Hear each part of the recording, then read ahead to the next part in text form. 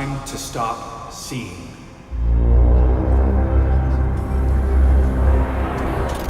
It is time to stop speaking.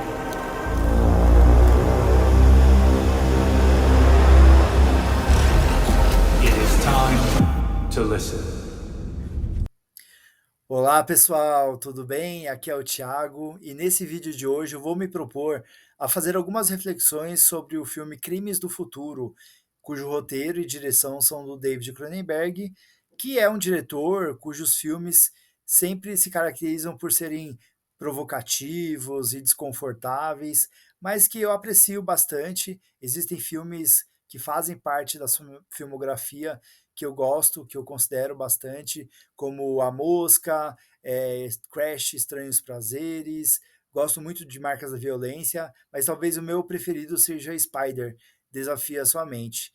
Então fica aqui o convite para que você tenha a oportunidade de saber um pouco mais dessas minhas impressões a respeito desta produção e depois você retorna aqui para deixar os seus comentários a respeito dessa obra tão controversa. Existem filmes que são desafiadores para o espectador, e Crimes do Futuro, escrito e dirigido pelo David Cronenberg, foi um desses filmes para mim.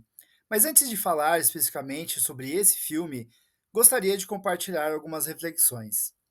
A arte, de uma maneira geral, tem como uma de suas características a de provocar o espectador, de tirá-lo da zona de conforto, mas o nível de aceitação ou de apreciação não se sustenta apenas pelo que vem do artista, apenas pelas suas intenções ou pelas escolhas que ele teve ao realizar a sua obra. Sou capaz de ser fã de Cidade dos Sonhos, do David Lynch, assim como me distanciar de Holy Motors, do Leos Carax. As impressões, as sensações e as emoções são o filtro do espectador. E essa experiência é muito íntima e pessoal, até porque cada um tem a sua própria bagagem emocional, intelectual, de vida e o seu próprio funcionamento mental e sensorial. Eu acredito muito nisso. Existem pessoas que são mais estéticas e visuais, outras pessoas são mais céticas e racionais, enquanto que outras são mais vibrantes e sensitivas. E existem muitas outras pessoas também. Ou seja, não tem certo e errado, nem na obra, muito menos na percepção do espectador, pois cada um dos indivíduos é livre para sentir ou interpretar aquela obra de acordo com o seu processo de absorção desta experiência, assim como expressar suas impressões e a sua capacidade de argumentação. As técnicas, os signos, os símbolos, as imagens e as composições empregadas na obra serviram ao propósito do artista, seja ele o Christopher Nolan, o Paul Verhoeven, a Sofia Coppola ou o Yorgos Lanthimos, apenas para citar alguns diretores que realizam tipos de cinema completamente distintos, mas que ainda assim assume uma outra forma quando é incorporado por quem vê, aprecia ou assiste. E considerando que um filme por si só já possui tantas camadas, essas interpretações individuais podem ser infinitas, sendo mais aceitáveis ou não de acordo com cada público ou plateia.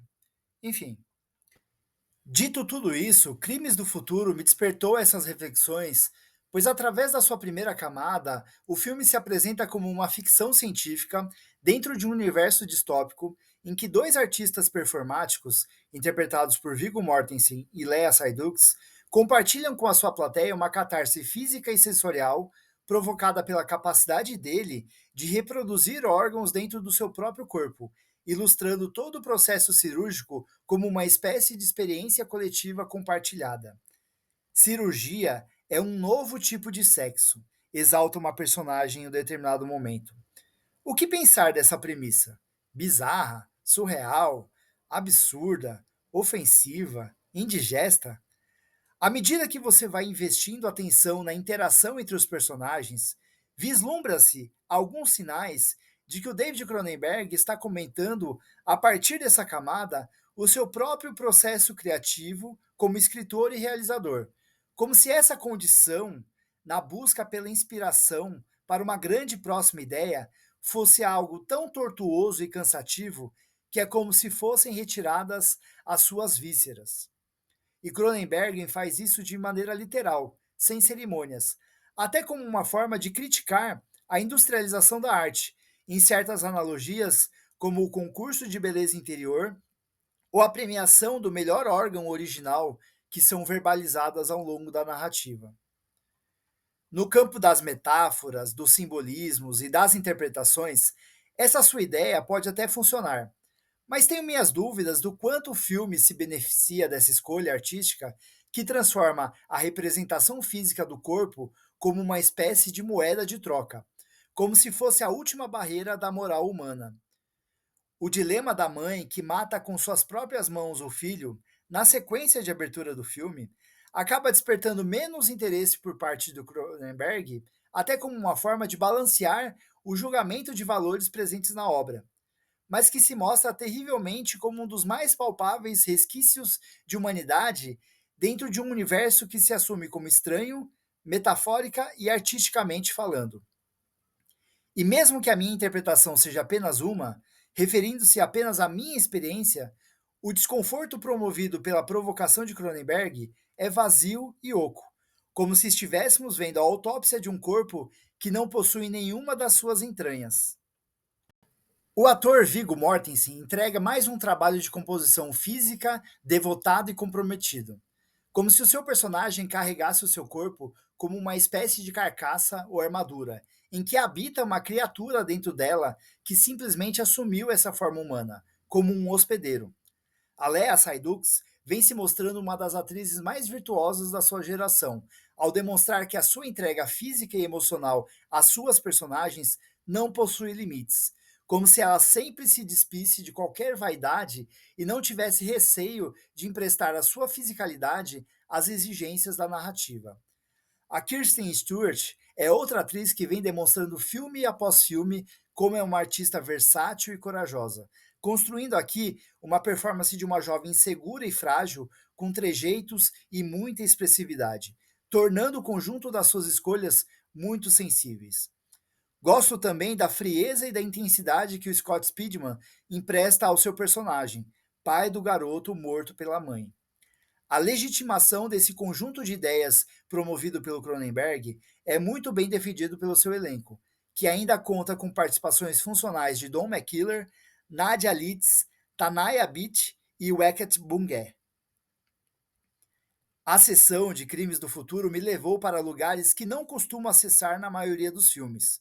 Porém, por mais que tenha sido uma experiência reflexiva, inquietante e perturbadora, apoiada por uma fotografia que realça a beleza de ambientes corroídos e sujos, a experiência soou meramente provocativa, mas sem um propósito legítimo, como se quisesse chamar a atenção e contentar-se apenas em ser desconfortável, deixando na boca do espectador um gosto amargo de plástico.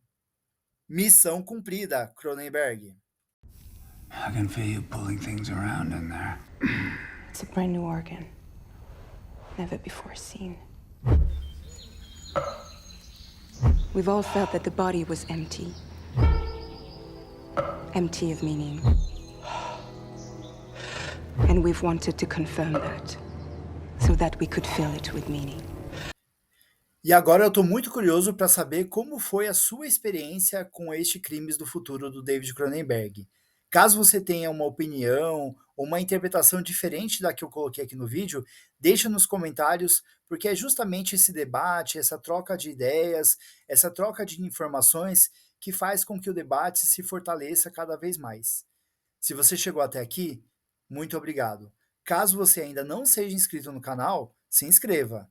E a gente se vê no próximo vídeo. Um grande abraço. Tchau, tchau.